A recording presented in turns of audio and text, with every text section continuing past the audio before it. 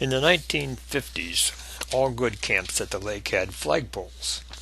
Canada had no national flag at the time, so one flew the insignia at the top of the pole. At some camps owned by Americans, you could see the stars and stripes flown below the insignia. The Anders had a large flagpole, which could be seen from far out on the lake, so of course we wanted one too. Harry's original idea was to attach the pole to the cabin where the main part connects with the front porch, but he just never got around to doing that. Finally, in the mid-80s, we decided we needed a flagpole. We thought the point was a good place for it, but bedrock is very near the surface there. The alternative was to construct a heavy cement base. We may have overbuilt this just a bit, but I had a good crew of strapling youngsters to help.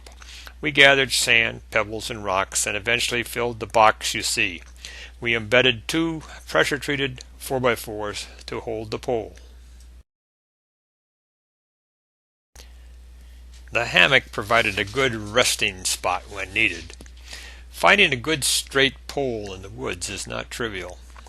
The best spots to look are in groves where the trees are about the same vintage. But whatever tree you choose, it always seems like there's some kind of crook in it. We chose a modest-sized pole, which we would subsequently paint white. This base is still in good shape after almost 30 years, but we have had to replace the pole once. So here's the finished product. By this time, Canada had a national flag, the maple leaf, so that's what we fly. I've lost track of how many flags we have replaced, but they don't last more than a couple of seasons. It is one of the first things we put up when we open camp, and one of the last to come down when we close.